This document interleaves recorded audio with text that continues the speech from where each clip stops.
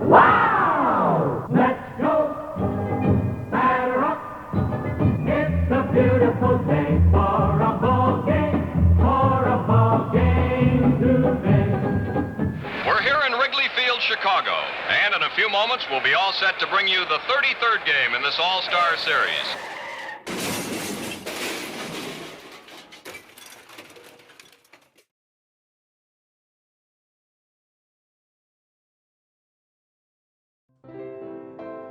Hello, I'm Ron Barber, an aging baby boomer who grew up in Chicagoland. And like millions of us kids back then, we couldn't wait to listen to the toy store that was Chicago Cubs baseball over WGN radio. But that all changed on March 19, 1965, a Saturday morning, when the Cubbie bear cried and the music died. We had lost our hero. Jack Quinlan, the 38-year-old Chicago Cubs radio Pied Piper, had been killed in a tragic auto accident during spring training in Phoenix. Chicago is the city where the All-Star Game was born 29 years ago.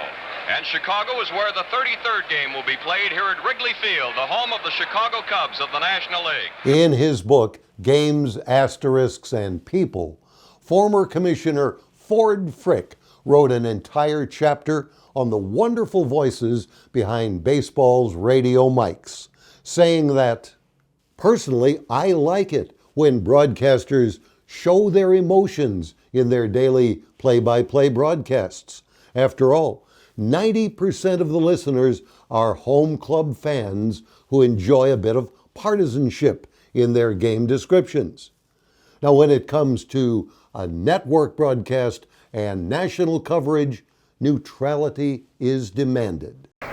From Forbes Field in Pittsburgh, this is Jack Quinlan along with Chuck Thompson welcoming you to the first game of the 1960 World Series. It was with all that in mind that Ford Frick chose a 32-year-old young man who was the lead broadcaster for a last-place team to co-broadcast what arguably turned out to be the most exciting World Series in history. It was the epic 1960 battle between the Pittsburgh Pirates and the New York Yankees. Fastball almost hit him. Here's the runner going to third. The ball gets away from Berra. The throw is too late. He's in there. That pitch got away from Yogi Berra, and Christopher headed for third, and he made it. Jack Quinlan went on to write a new chapter in baseball broadcasting history, one that was supercharged with electricity and electrified the national audience. Turley's 2-1 pitch to Nelson. A swing and a foul from deep to right field, way back. Hey, it's a home run, lower deck. 1-2 pitch to Bill Verdon. Curveball line right center. Here's Maris coming on, can't get it. A base hit, 1 run scores. Here's the other man scoring. Maris bobbles the ball and Verdon's safe at second. Vernon Law winding, kicks the left leg and delivers 1-2. Swinging a ground ball, hook to his left, a diving, scrambling stop to his knees. He throws, he's out. John Holt, the hop back to the ground, hit to his left, throw to his knees, and from a kneeling position, scramble to his feet and throw the ball to Nelson, and there's 2 men gone. The 0-2 pitch to Berra. Curve, foul, a ground ball down the third base line. Hope steps on third, throws to first base, out, a double play. A few months before he passed, Hall of Fame broadcaster Joe Garagiola told me, "Ron, never quit." I can tell you, Jack Quinlan was as wonderful a broadcaster as he was a human being. He absolutely deserves enshrinement in Cooperstown. In a recent Chicagoland newspaper article, Bob Costas was quoted saying, "It's almost a crime Jack Quinlan hasn't been elected to the Hall of Fame." And after listening to my audiobooks, Jack Quinlan, Forgotten Greatness, Bob called me, and I'll never forget his words. "Barber, this guy Quinlan was one of the 10 best baseball broadcasters who ever lived. He is better than at least 50% of those in the Hall." Or as Vince Lloyd, who reluctantly succeeded Mr. Quinlan in the booth, said, when I asked him if he felt Jack Quinlan deserved to be in the Hall. Oh, hell yes. And anyone who ever heard any 3 innings of any game he broadcast would agree. Here's the 1-2 pitch to Billy Williams. A swing and a long drive, deep to right center. Well hit. Center fielder at the wall. Home run! Home run! The 2-1 pitch to Johnny Edwards. Fastball hit on the ground to Kenny Hubbs. Here it is, the record breaker. He throws him out, and that's number 415 for Hubbs, which breaks the record. Dusty Boggess gives him the baseball, and that'll go in a very treasured place. Hubbs comes out and accepts the ball from Boggess and tips his cap, acknowledging the cheers of the fans here in Cincinnati. Jack Buck, Vin Scully, Joe Garagiola, Chuck Thompson, Denny Matthews, Bob Costas, Merle Harmon, Ernie Harwell, Earl Gillespie, Jack Brickhouse, Vince Lloyd, all concur, as obviously did Ford Frick, for whom the annual enshrinement for baseball broadcasters is named. To this day, the Chicago Broadcast Museum features one of the most exciting calls in all Chicago sports history. Cardwell winding again. 2-1 pitch to Crow on the way. Swinging a fly ball, right center. Ashburn going back. Has room. He's there. And they're 2 out. The afternoon, a newly obtained Cubs pitcher, Don Cardwell, tossed a no-hit gem against the St. Louis Cardinals. And at the WGN radio broadcast mic, Jack Quinlan. 3 balls, 2 strikes the count. One more pitch could end the ball game. You know what kind of a pitch we're hoping for. The dark one. Blow it past him, Don. 3 balls, 2 strikes. Cunningham waits. Cardwell into the windup. Here's the biggest pitch of this ball game. Lined into left field. Here's one coming. He got it. He got it. A no-hitter. Oh, made a great thing. Saved his catch. A no-hitter for Cardwell. His teammates are mobbing him. Cardwell's teammates are pounding him to death. Listen to this crowd. We used to spend about as much time gazing into the Cubs booth to get a glimpse of our hero, or what his sidekick Lou Boudreau was eating, as we did looking at our heroes on the field. And speaking of Jack and Lou, their attempts to get through a Weebolt's department store commercial for women's shadow panels has become almost as legendary as Abbott and Costello's Who's on First. Whatever you need or want today, shop the well-known brands. They're on display at Weebolt's.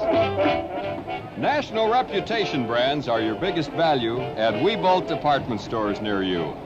Lou, since we've been working with Weebolt's this year, I'm learning more about women's clothes every day. Now, for example, do you know what a shadow panel is?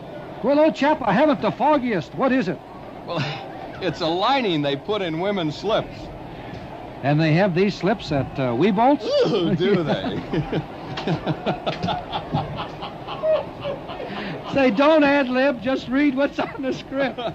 Well, Kaiser makes them in nylon, and it's light as a feather. These slips are edged with lace at the top and bottom. They sound great, huh? They sure do.